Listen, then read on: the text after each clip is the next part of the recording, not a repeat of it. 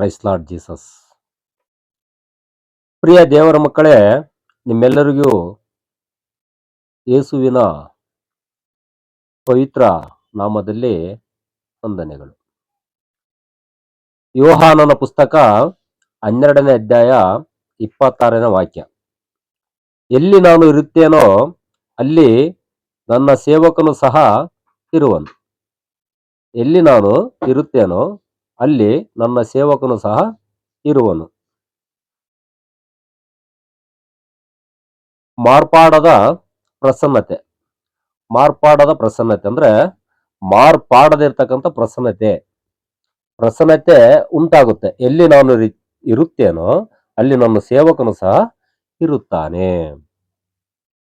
ಕ್ರಿಸ್ತನು ತನ್ನ ಸೇವಕರಿಗೆ ಕೊಡುವ ದೊಡ್ಡ ಆಶೀರ್ವಾದವೆಂದರೆ ಒಂದು, ಆತನ ಮಾರ್ಪಾಡದ ಪ್ರಸನ್ನತೆ.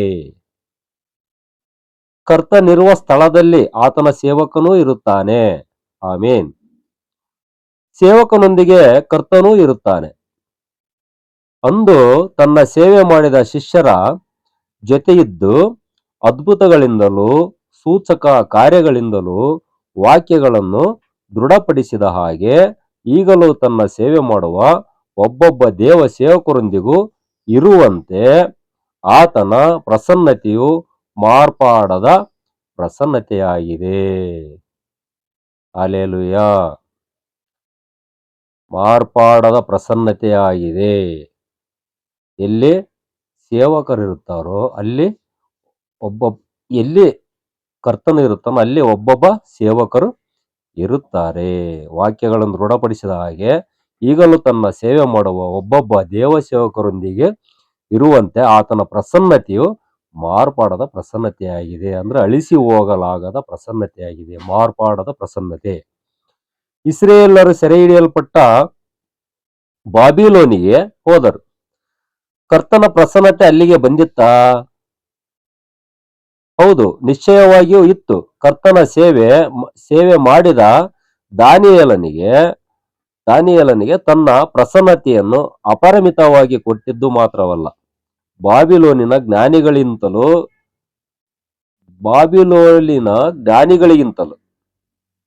10 ಪಟ್ಟು ಹೆಚ್ಚಾದ ಜ್ಞಾನವನ್ನು, ಪಾಂಡಿತ್ಯವನ್ನು ಅವನಿಗೆ ಕೊಟ್ಟನು.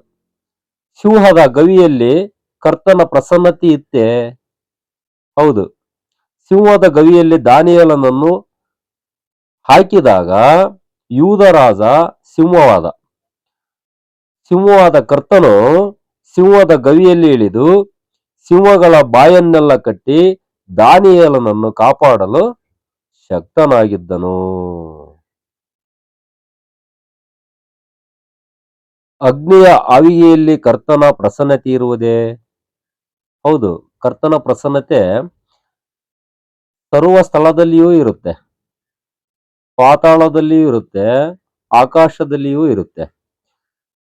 ಶದ್ರಕ್, ಮೇಷಕ್, ಅಬೇದ್ನೆಗೋ ಅವರನ್ನು ಅಗ್ನಿಯ ಆವಿಗೆಯಲ್ಲಿ ಹಾಕಿದಾಗ ದೇವಕುಮಾರನು ಅಲ್ಲಿ ಇಳಿದು ಸಂಚರಿಸಿದನು. ಅಗ್ನಿಯು ಅವರಿಗೆ ಯಾವ ಕೇಡನ್ನು ಮಾಡದ ಹಾಗೆ ಕಾಪಾಡಿದನು. ದೇವಜನರೇ, ಅಗ್ನಿಮಯವಾದ ಶೋಧನೆಗಳ ನಡುವೆ ಕರ್ತನು ನಿನ್ನೊಂದಿಗೆ ಇರುತ್ತಾನೆ ಎಂಬುದಕ್ಕೆ ಅವನು ನಿನ್ನನ್ನು ಕಾಪಾಡಲು ಶಕ್ತನಾಗಿದ್ದಾನೆಂಬುದನ್ನು ಮರೆಯಬೇಡ. ಆಮೇನ್. ಮಾರ್ಪಾಡದ ಪ್ರಸನ್ನತೆಯನ್ನು ನಿನಗೆ ವಾಗ್ದಾನ ಮಾಡಿದ ಕರ್ತನು ಅನ್ನುತ್ತಾನೆ, ನೀನು ಜಲರಾಶಿಯನ್ನು ಹಾದು ಹೋಗುವಾಗ ನಾನು ನಿನ್ನ ಸಂಗಡ ಇರುವೆನು. ಉರಿಯಲ್ಲಿ ನಡೆಯುವಾಗ ನಿನ್ನ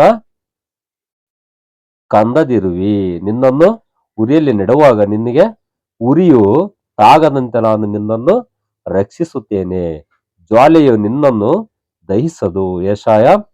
ಪುಸ್ತಕ ಯೆಶಾಯ 43ನೇ ಅಧ್ಯಾಯ 2ನೇ ವಾಕ್ಯದಲ್ಲಿ ಈ ರೀತಿ ಹೇಳಿದೆ.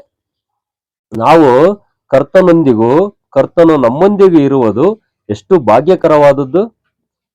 ಕರ್ತನ ಸೇವೆ ಮಾಡುವುದು ಎಷ್ಟು ಮಹಿಮೆಯಾದದ್ದು. ಆತನ ಮಾರ್ಪಾಡದ ಪ್ರಸನ್ನತೆ ಯಾವಾಗಲೂ ನಮ್ಮೊಂದಿಗೆ ಇರುತ್ತದಲ್ಲ. ಅದು ಮುಳ್ಳುಗಳ ನಡುವೆಯಾದರೂ ಸರಿ, ಸೆರೆಮನೆಯಾದರೂ ಸರಿ, ಒಂಟಿಯಾಗಿ ನಿಲ್ಲಬೇಕಾದ ಕರ್ಮೆಲ್ ಪರ್ವತವಾದರೂ ಸರಿ, ಕರ್ತನ ಯಾವಾಗಲೂ ಕರ್ತನು ನಮ್ಮೊಂದಿಗೆ ಇರುತ್ತಾನೆ. ಹಲ್ಲೆಲೂಯಾ. ಯುಗದ ಸಮಾಪ್ತಿಯವರೆಗೂ ಎಲ್ಲಾ ದಿವಸ ನಾನು ನಿಮ್ಮ ಸಂಗಡ ಇರುತ್ತೇನೆ ಎಂದು ವಾಗ್ದಾನ ಮಾಡಿದ್ದಾನೆ ಅಲ್ಲವೇ?